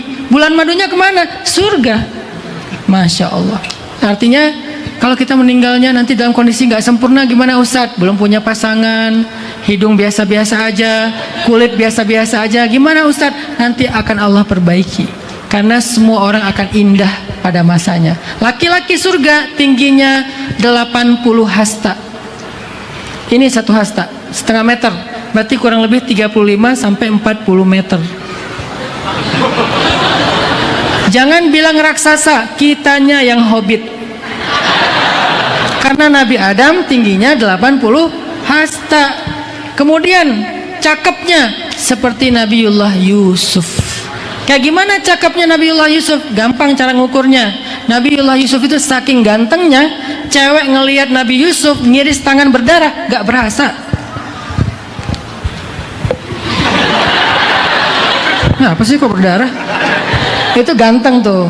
Kalau kalian pengen ngerasa GR banget, ngerasa paling ganteng se-Eropa, coba kalian kasih jarum pentul ke cewek. Mbak, ini jarum pentul. Buat apa Mas? Tolong tojos. Tojos apa? Tusuk. Tolong tusuk jari Mbak. Tapi bentar Mbak, lihat wajah saya sambil nusuk jari. Emang kenapa? Kalau sakit berarti saya nggak ganteng. Kalau nggak sakit berarti saya ganteng. Bukan sakit lagi, tetanus. Berarti kita udah nggak ganteng, parah gitu kan. Tapi Nabi Yusuf saking gantengnya beliau, cewek ngiris tangannya berdarah ngelihat Nabi Yusuf nggak berasa. Kan berarti gantengnya ganteng-ganteng malaikat ya, bukan ganteng-ganteng serigala kan. Ganteng-ganteng malaikat. Itulah penduduk surga. Kuatnya sekuat Nabi Musa. Akhlaknya, nih yang paling istimewa nih, akhlaknya seperti Nabi Muhammad Sallallahu Alaihi Wasallam. Itu kan cowok, Ustadz. Kita gimana? Tenang. Perempuan surga, bahasa Al-Qurannya tuh banyak. Ada istilahnya hurul ain. Tahu arti hurul ain? Hur itu matanya lebar. Buat kita yang satu garis gimana, Ustadz? Nanti akan lebar sendiri. Hur matanya lebar tetapi dia menundukkan pandangan. Nanti perempuan surga itu kulitnya, ini banyak sifat-sifat ahli surga dalam hadis, kulitnya bening sampai kalau dia minum air kelihatan di sini airnya tuh. Kamu lagi minum sirup ya? Kok tahu? Itu warnanya biru. Kamu lagi minum apa misalnya kopi ya? Kok hitam? Enggak, itu kulit. Misalnya. Ini mah di dunia ya. Kamu seneng banget minum kopi? Enggak, aku nggak minum kopi, minum susu. Oh, maaf ya, kirain kopi. Enggak. Intinya teman-teman, penduduk surga itu semua keren. Dan Nabi Ayub kembali lagi di usia 30 tahun. Istrinya pulang, ngelihat suaminya udah berubah. Maka istrinya tanya, "Man ant? Kamu siapa?" "Saya Ayub." "Hah? Iya sih kayak Ayub dulu waktu muda, tapi..." Dilihat ke kamar, "Ayub mana?" "Enggak, saya Ayub, wahai istriku, udah Allah sembuhkan, Allah berikan rahmat." Akhirnya istrinya nanya satu pertanyaan yang cuman Ayub yang tahu jawabannya. Makanya dengan pasangan milikilah banyak rahasia berdua, jangan semua di-share ke sosmed. Nanti pas kita nanya kayak gitu, yang jawab netizen, "Aku tahu." Harus ada antara kita berdua doang, jangan orang lain.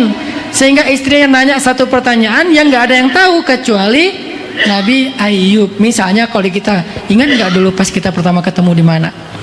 Aku tahu. Oh, mereka udah pernah share kok di sosmed." Oke. "Ingat nggak dulu pas kita pesan bakso, kita makannya baksonya bakso apa? Bakso cincang, bakso urat, bakso apa? Aci misalnya, bakso goreng atau apa?" Kan itu rahasia ya. Ketika ditanya Nabi Ayub menjawab yang menjadi rahasia mereka. Kita kadang-kadang hari pernikahan aja lupa. Coba bayangin pas kejadian kayak gitu nggak bisa jawab. "Kamu haram, haji." Diusir dari rumah. Padahal suami sendiri. Nabi Ayub bisa menjawab. Akhirnya istrinya juga diberikan karunia dengan mandi air itu dan kemudian jadi muda lagi. Setelah mereka muda, Allah karuniakan mereka anak-anak yang wafat satu persatu dan persis seperti anak yang wafat, wajahnya, karakternya, dan diberikan nama dengan nama yang sama. Apa rahasia dibalik semua itu? Wa anta arhamur rahimin, berbaik sangka kepada Allah. Makanya ketika kita ingin hati kita tenang, kita nggak gampang lelah, coba fikirkan kepada Allah itu yang baik-baik. Misalnya dikasih musibah gimana Ustadz? Wa asa an takrahu syai'an wa huwa khairul lakum wa asa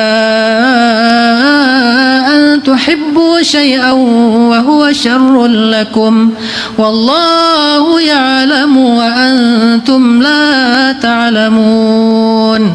Bisa jadi kalian benci sesuatu, kok gini sih, kok dia sih, kok orang ini sih, kok si eta sih.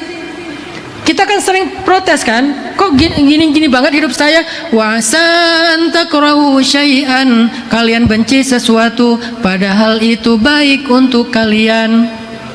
Dan bisa jadi kalian menyukai sesuatu padahal saya pengennya ini, pengennya itu, padahal itu buruk untuk kalian. Dan Allah lebih tahu sedangkan kalian tidak tahu. Maka jangan sok tahu. Tapi itu bukan ayat. Ayatnya sampai Allah lebih tahu dan kalian tidak tahu. Jadi Allah tuh tahu mana yang baik untuk kita. Husnuzon aja. Tapi saya udah mikir-mikir, Ustaz kok nggak ada ya kebaikan pada dirinya. Suami saya itu musibah Ustaz. Saya nggak tahu kebaikan dia. Dia nggak setia, dia tukang mabuk, dia nggak sholat, dia nggak menafkahi keluarga, dia nggak jadi teladan, dia nggak pernah menyayangi saya. Nggak ada kebaikan pada dirinya, Ustadz. Saya udah pikir-pikir, padahal ayatnya bisa jadi yang buruk itu ada kebaikan, tapi ini nggak ada. Kalau nggak ada, maka pakai ayat Al-Insyirah. Fa inna ma'al usri yusra, inna ma'al usri yusra. Bersama kesulitan ada kemudahan, bersama kesulitan ada kemudahan. Artinya apa? Kalau suami kita bukan kebaikan dalam hidup kita, percayalah kebaikan itu datang melalui dia. Kalau bukan dia kebaikan, maka kebaikan datang melalui dia. Tapi insya Allah ada kok. Emang suami kita Fir'aun? Cuman Fir'aun yang gak ada kebaikannya. Benar gak? Ada kebaikan Fir'aun? Kayaknya sih ada, Ustadz. Jangan terlalu suudzon sama Fir'aun. Menurut saya dia tuh sebetulnya ada kebaikannya juga sih. Apa? Dia tuh gak pernah poligami. Misalnya nih ya, gak ada kebaikan Fir'aun. Kalau ada satu saja kebaikan Fir'aun, Allah udah kasih dia hidayah. Fir'aun itu musuh bersama loh, lintas agama. Mau Islam, mau Nasrani, bahkan Yahudi. Orang Yahudi apalagi, karena emang musuhnya. Gak ada yang ngefans sama Fir'aun. Ada yang namanya siapa? Fir'aun, Om. Kok bisa namanya Fir'aun? Soalnya ayah aku ngefans banget sama Fir'aun. Gak ada. Di dunia semua membenci Fir'aun ya. Terus kok bisa Fir'aun yang sangat buruk ini diberikan kepada seorang perempuan yang sangat luar biasa istimewa, namanya Asiyah. Berarti kalau Fir'aun bukan kebaikan bagi Asiyah, maka kebaikan bagi Asiyah datang melalui ujian Fir'aun.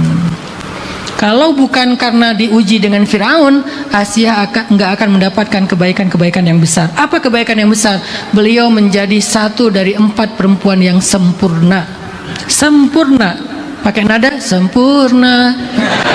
Asiyah sempurna. Ada 4 kan? Asiyah, Maryam, Khadijah, Fatimah. Aisyah perempuan istimewa. Kalau nggak ada Aisyah, rasa-rasanya ada kurangnya. Seperti apa? Garam dalam masakan. Jadi kalau gimana pun bumbunya, kalau nggak dikasih garam, ya nggak enak. Kecuali masakan Prinda. Kan suami kita bukan Fir'aun. Ustadz, saya diuji dengan suami saya luar biasa beratnya. Suami ibu siapa namanya? Fir apa? Firman. Oh Firman. Kirain. Tetap dia seorang muslim, seorang mukmin,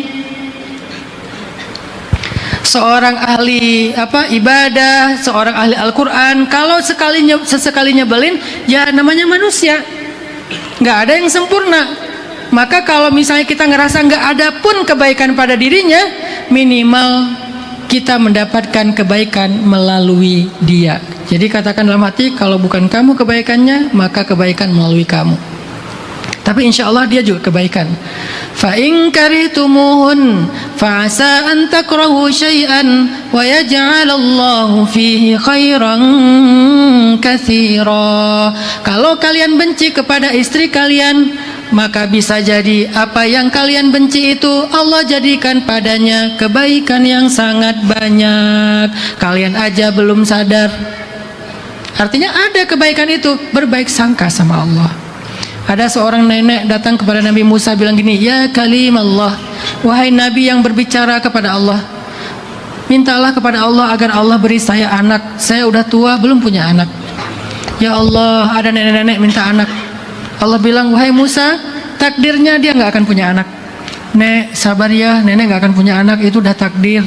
Oh iya, pulang. Besok balik lagi, ya kalim Allah. Tapi tangannya nggak gitu. Ya kalim Allah. Saya minta doa apa? Minta kepada Allah supaya dikasih anak. Ya Allah, nenek yang kemarin, Musa, takdirnya nggak akan punya anak. Nenek, kata saya juga, sabar. Itu terjemahan orang Sunda ya. Kata saya juga, sabar ya, sabar. Nenek emang takdirnya nggak akan punya anak, gimana lagi coba? Oh iya, pulang. Lusa balik lagi. Kalimallah. Nenek, ada apa? Boleh nggak minta doa? Doa apa? Minta anak. Kan udah kemarin, siapa tahu hari ini bisa. Ya Allah, nenek yang kemarin masih minta anak. Musa takdirnya nggak akan punya anak. Nek, udah tuh. Takdirnya nggak akan punya anak. Oh ya, balik lagi. Nggak tahu terjemahan atuh dalam bahasa Arab apa ya. Nggak balik-balik, setelah sekian lama datang bawa bayi. Pas datang ketemu Nabi Musa nanya, nenek yang dulu, iya, ini siapa? Anak saya. Maksudnya anak biologis. Ngerti biologis? Anak biologis saya, anak biologis. Anak kandung, iya, maksudnya gitu. Ilmiah banget sih nenek ya. Gimana ceritanya nenek punya anak? Tanya aja sama Allah. Ya Allah, gimana ceritanya nenek itu punya anak? Wahai Musa, kata Allah, setiap kali dia meminta anak, aku katakan takdirnya nggak punya anak, dia pulang sambil membaca Ya Rahim Irhamni, Ya Rahim Irhamni. Wahai Allah yang Maha Rahim, kasihanilah saya, kasihanilah saya ya Allah, sayangilah saya ya Allah, beri saya anak ya Allah. Terus panjang jalan dia bilang Ya Rahim Irhamni, Ya Rahim Irhamni. Besok balik lagi, aku bilang takdirnya nggak punya anak, pulang-pulang Ya Rahim Irhamni. 3 kali berturut-turut Ya Rahim Irhamni. Terus sepanjang hari Ya Rahim, Ya Rahim, Ya Rahim Irhamni. Wahai Musa, dengan rahmatku aku rubah takdirnya sehingga dia punya anak. Berbaik sangka kepada Allah.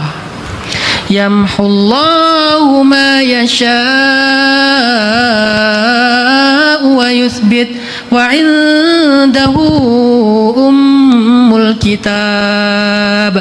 Allah berkehendak menghapus sesuatu dan menetapkan, dan di sisi Allah ada ummul kitab, lauhul mahfuz. Berbaik sangka sama Allah. Nabi Musa juga pernah nanya kepada Allah, "Ai Rabbi, siapakah umatku yang paling rendah derajatnya di matamu?" Kata Allah, laki-laki buta dan paling terakhir masuk ke tempat ibadah, ma'bad. Nabi Musa cari, mana laki-laki itu? Oh itu, seorang laki-laki tua, buta, dan paling sering belakangan kalau ibadah. Jadi ini orang yang kayak masbuknya, masbuk istiqomah. Istiqomah banget masbuk, paling belakang. Sholat Jumat, pas khatib udah turun dari mimbar. Sholat Idul Fitri pun kayak gitu. Baru khutbah, nanti aja beres khutbah. Padahal Idul Fitri kebalik, sholat dulu baru khutbah. Dia pikir kalau khutbah belum sholat, saking nggak pernah ke masjid, ya kira kayak Jumatan gitu. Nah, pas sudah diperhatiin sama Nabi Musa, oh itu orangnya yang paling rendah di antara umatku, yang paling ringan kebaikannya, nggak ada kelebihan apa-apa, dosanya banyak. Suatu hari orang itu meninggal dunia, kemudian Nabi Musa tanya kepada Allah, "Ai Rabbi, aina huwal an?" Di mana dia sekarang? Allah bilang, "Innahu fil jannah." Dia di dalam surga.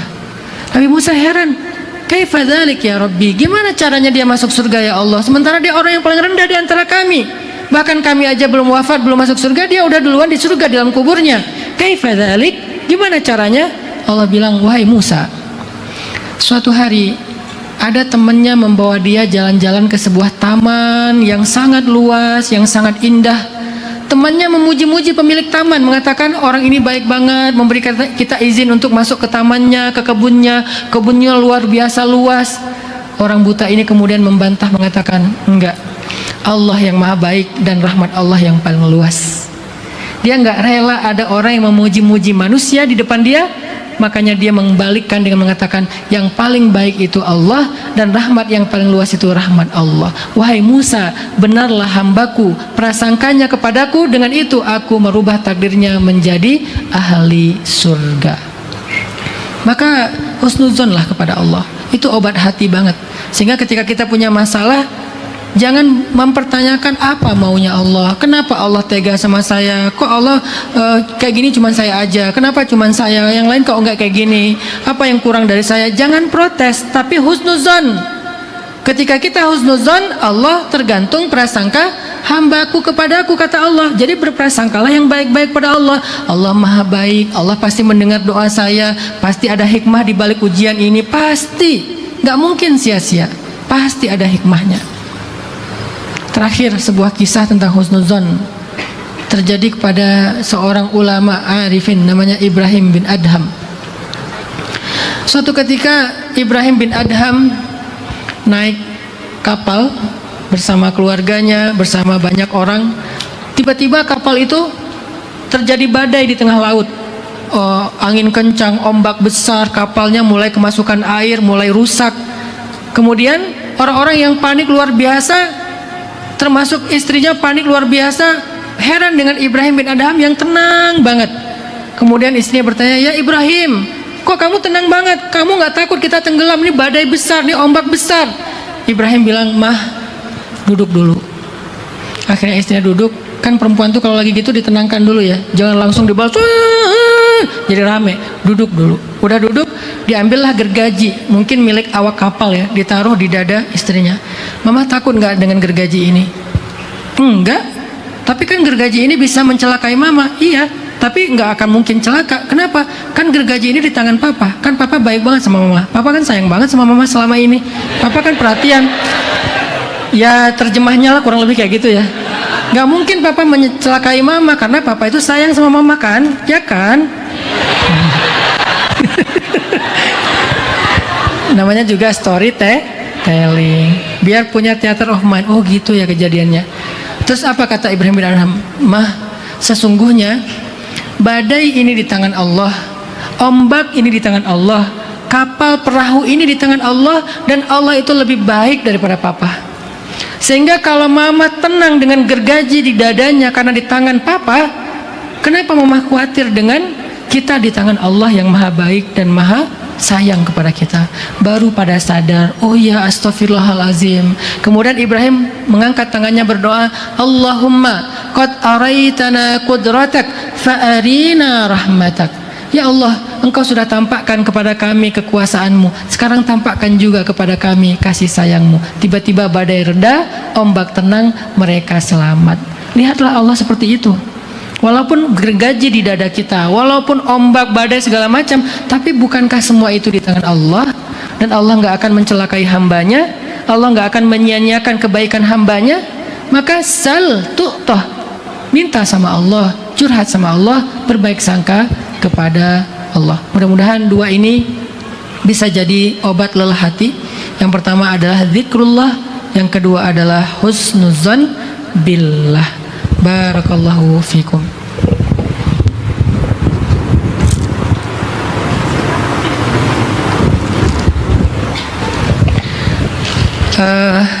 Mari sama-sama kita menutup majelis kita ini dengan berdoa kepada Allah Subhanahu wa taala. Ada satu adab doa yang diajarkan ulama. Berdoalah dengan yakin Allah mengabulkan. Jangan berdoa dengan ragu. Berdoa dengan yakin. Allah sami'un mujibud da'wah. Allah itu maha mendengar dan mengabulkan doa-doa. Mari kita berdoa kepada Allah atas segala urusan kita, hajat kita, mendoakan kedua orang tua kita, guru-guru kita, dan bangsa kita. A'udzu billahi minasy syaithanir rajim. Bismillahirrahmanirrahim. Alhamdulillahi rabbil alamin. Ar-Rahmanir Rahim. Maliki yaumiddin. Iyyaka na'budu wa iyyaka nasta'in. Ihdinas siratal mustaqim. Siratal ladzina an'amta 'alaihim ghairil maghdubi 'alaihim waladdallin.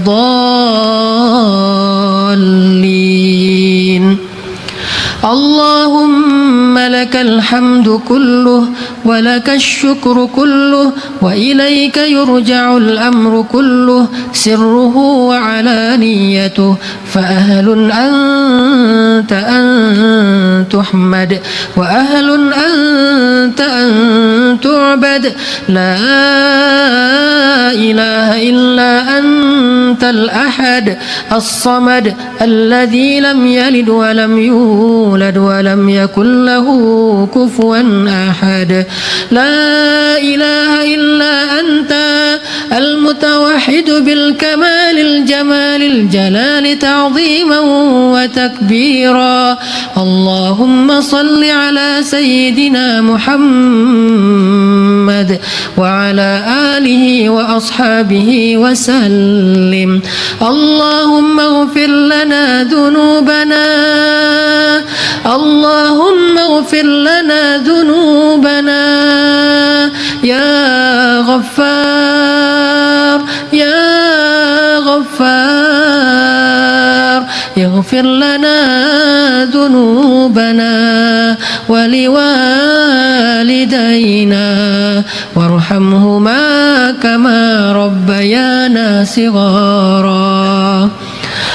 اللهم إليك أسلمنا وبك آمنا وعليك توكلنا وإليك أنبنا وبك خاصمنا نعوذ بعزتك أن تضلنا أنت الحي الذي لا يموت والجن والإنس يموتون يا حي يا قيوم يا حي يا قيوم برحمتك نستغيث أصلح لنا شأننا كله ولا تكلنا إلى أنفسنا طرفة عين. اللهم أنت ربنا لا إله إلا أنت خلقتنا ونحن عبادك ونحن على عهدك ووعدك ما استطعنا نعوذ بك من شر ما صنعنا نبوء لك بنعمتك علينا ونبوء بذنوبنا فاغفر لنا فإنه لا يغفر الذنوب إلا أنت. ربنا آتنا من لدنك رحمة وهيئ لنا من أمرنا رشدا واجعل لنا من كل ضيق مخرجا ومن كل هم فرجا ومن كل عسر يسرا. اللهم إنا نسألك بأننا نشهد أنك أنت الله الرحمن ارحمنا الرحمن أدخلنا في رحمتك. اللهم يا مقلب القلوب يا مقلب القلوب ثبت قلوبنا على دينك يا مصرف القلوب صرف قلوبنا إلى طاعتك. اللهم أعطي كل واحد منا مسألته اللهم أعطي كل واحد منا مسألته اللهم اقضي كل واحد منا حاجته إنك سميع الدعاء يا قاضي الحاجات يا رب العالمين. ربنا آتنا في الدنيا حسنة وفي الآخرة حسنة وقنا عذاب النار وأدخلنا الجنة مع الأبرار يا عزيز يا غفار يا رب العالمين.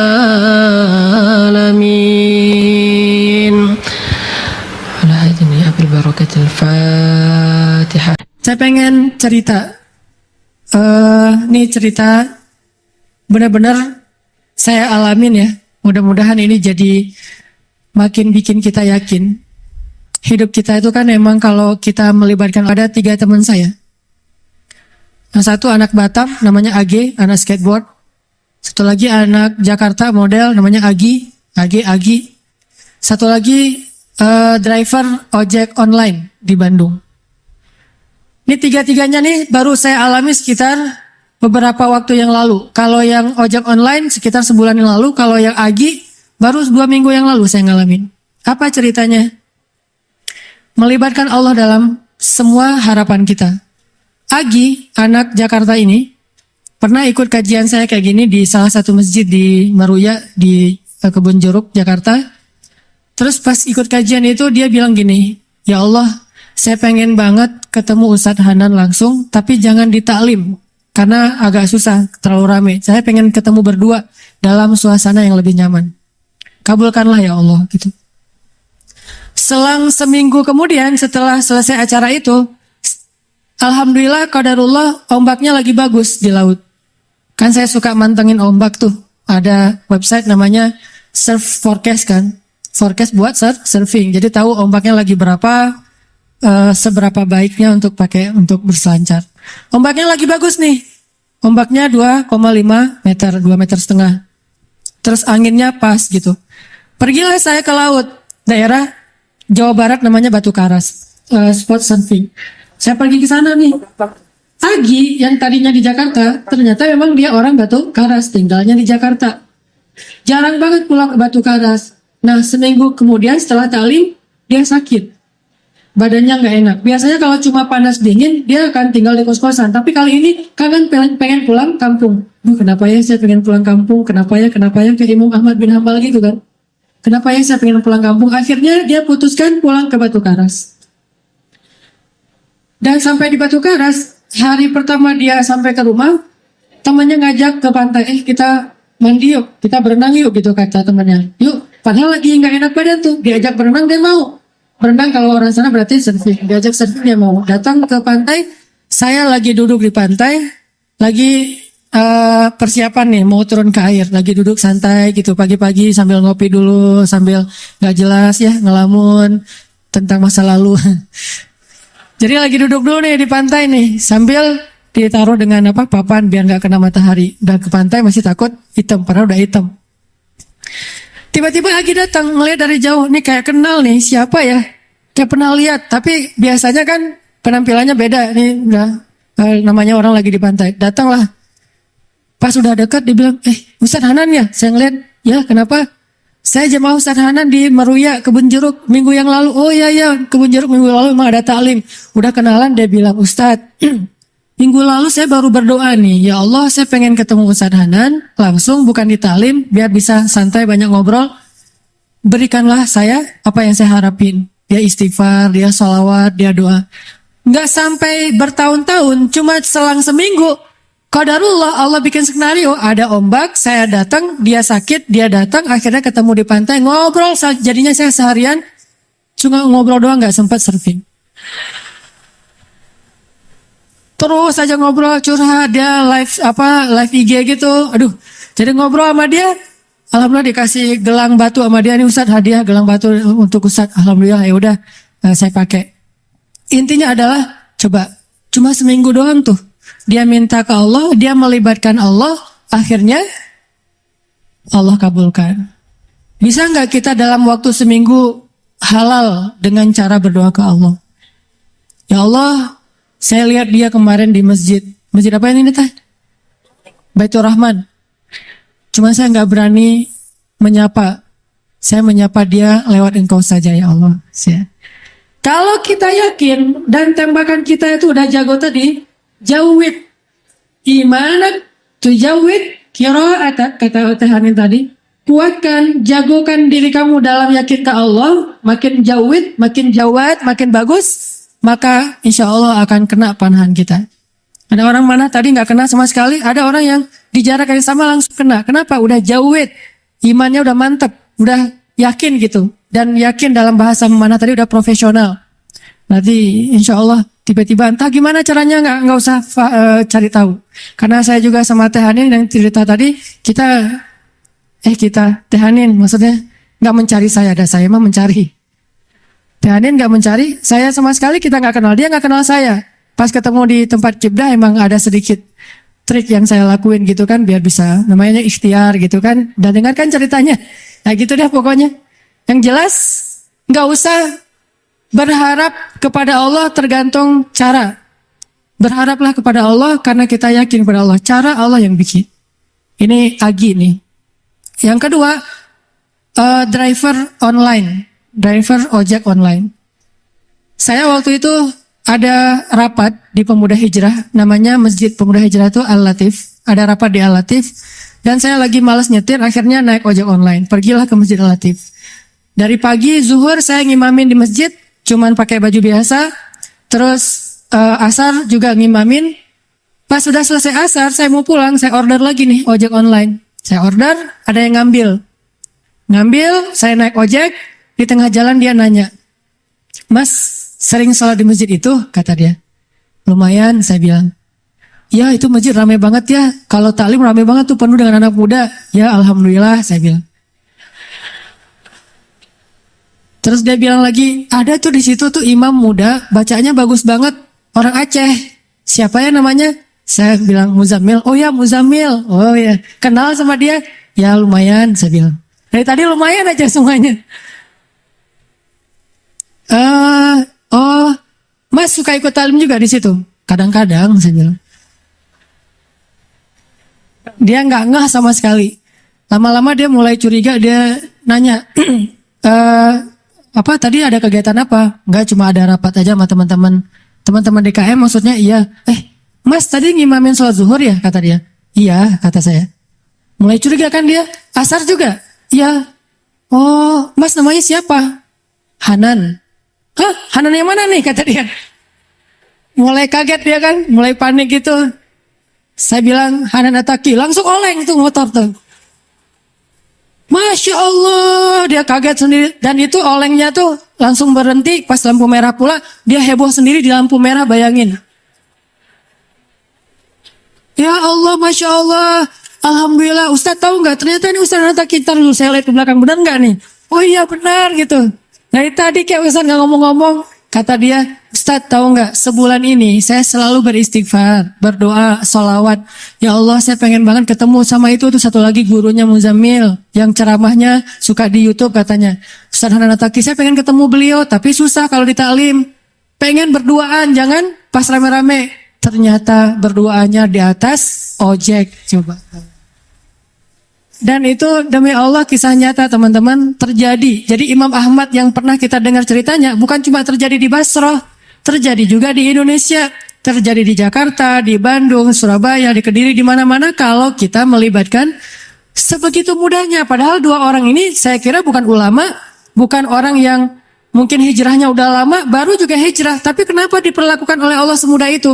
Bagi Allah orang yang sudah taubat dari dosa seperti orang yang tidak berdosa. Orang yang sudah taubat dari dosa seperti orang yang tidak berdosa. Jadi sama Allah memperlakukan dia seperti Allah memperlakukan kekasih-kekasihnya yang soleh lainnya.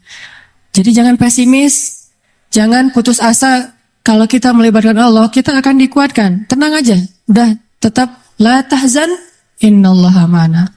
Yang terakhir tadi kisah AG. AG ini anak skateboard dari Batam. Dia itu kerja di sebuah perusahaan swasta di Batam, IO gitu. Dia pertama dapat hidayah itu dengerin istrinya dengar booster di YouTube.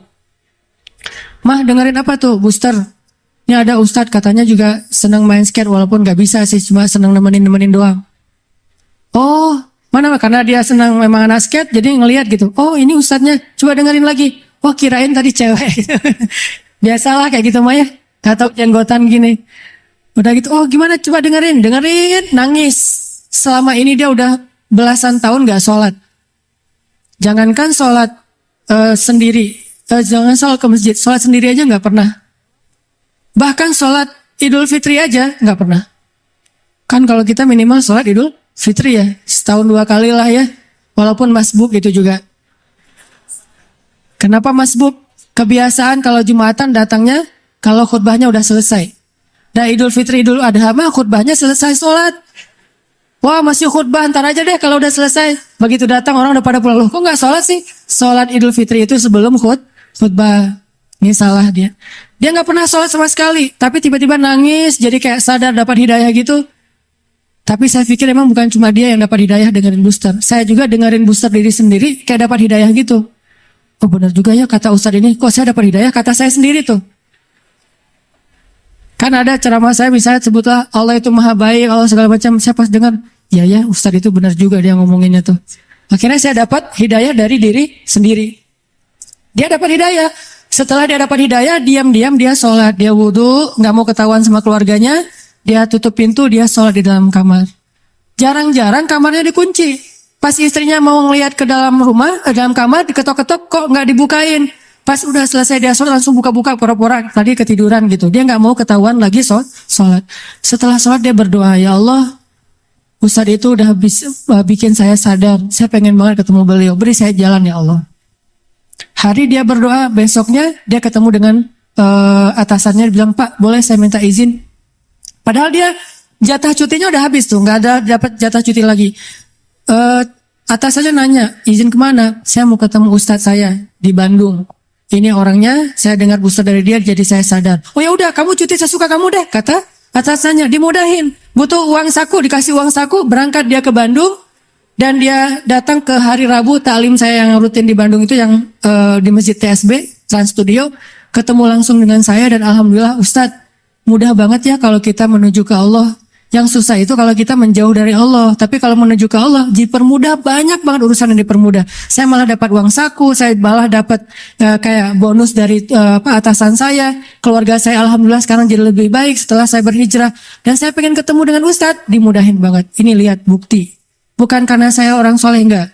Kesolehan kita hanya Allah yang tahu. Tapi karena kita yakin sama Allah. Karena kita melibatkan Allah. Terus kenapa galau, kenapa khawatir, kenapa enggak tenang?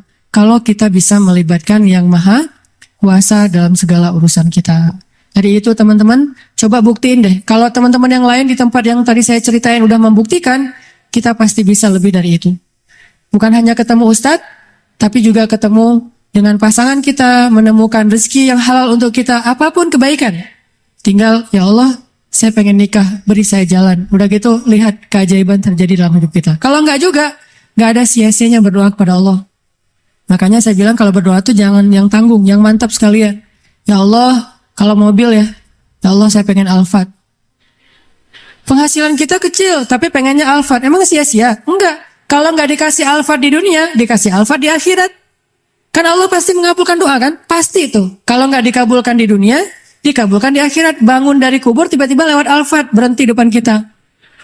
Ini mobil siapa? Ayo kita ke Padang Mahsyar, lewat pakai Alphard gitu. Udah ada drivernya. Mereknya bukan Toyota, tapi mereknya Cahaya. Merek baru nih, belum dijual di Indonesia. Mereknya Cahaya, kendaraan Cahaya yang lebih nyaman dari Alphard, jalan ke Padang Mahsyar. Kenapa saya dapat kendaraan ini ya Allah? Karena dulu kamu pengen banget punya mobil Alphard di dunia, tapi aku tidak memberikannya di dunia karena itu tidak baik untuk kamu, tapi aku berikan di akhirat. Apa sia-sianya berdoa kepada Allah? Jadi tetap ar-raja ilallah, berharapnya hanya ke Allah, dan itulah obat untuk segala kegalauan. Orang nggak bakalan kecewa kalau bersandar kepada Allah. Itu nggak bakalan. Bahkan kita bisa bilang mustahil. Mustahil seseorang itu kecewa gara-gara berpegang, bersandar, menyerahkan dirinya kepada Allah. Itu mustahil. Bukan seperti itu sunnatullah. Karena siapapun yang berserah diri kepada Allah, maka dia telah berpegang kepada tali yang paling kokoh.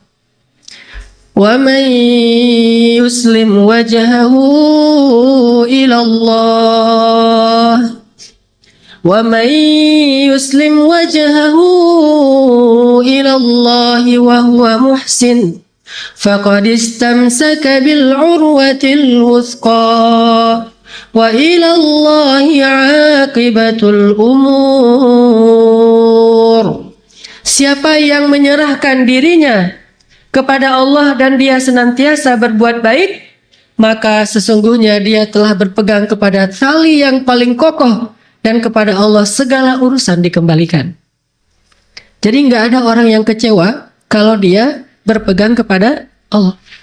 Masalah apapun, masalah rezeki, masalah jodoh, terutama yang kedua. Kalau kita bergantung kepada Allah dalam urusan jodoh, maka insya Allah kita nggak akan kecewa. Mak comblang yang paling baik itu adalah Allah. Kalau mak comblangnya Ustadz, kadang-kadang ngecewain. Ustadz, ini CV saya. Oh ya, kriteria yang kamu cari seperti apa? Saya emang gak susah-susah Ustadz, standar-standar aja. Ya standar yang gimana? Yang tingginya 180, yang kulitnya bening, sampai kalau minum kelihatan airnya ngalir gitu, transparan. Kemudian yang hidungnya seperti pedang, yang matanya seperti bidadari. Tahu mata bidadari? Besar dan sayu, tapi nggak gelok. Nah ini kriterianya. Terus kata Ustadz, kalau yang kayak gitu Ustadz juga mau gitu ya. Akhirnya pas ketemu Ustadznya duluan yang ta'arufan. Ini kalau mak comblangnya manusia. Tapi kalau mak comblangnya Allah jauh lebih meyakinkan dan gak bakalan kecewa. Dengan kriteria apapun, wahuwa ala kulli syai'in qadir. Dan kalau Allah menjanjikan yang baik akan ketemu dengan baik, pasti innahu la yukhliful mi'ad. Allah tidak pernah mengingkari janjinya. La tahzan, innallaha ma'ana. Kalau bahasa kita, wales bro, tenang aja, ada Allah. Santai bro, karena ada Allah. Itu bahasa Arabnya, la tahzan, innallaha ma'ana. Andalin Allah dalam masalah kita. Ada masalah apapun, serahin aja sama Allah. Bismillah, la haula wala quwata illa billah. Bahkan kadang-kadang hanya dengan berzikir la haula wala quwata illa billah, Allah kasih keajaiban yang luar biasa. Karena setelah seseorang bersandar kepada Allah, la yudayyi'anallahu idzan. Pasti Allah enggak akan ngecewain. Pasti Allah enggak akan ngecewain.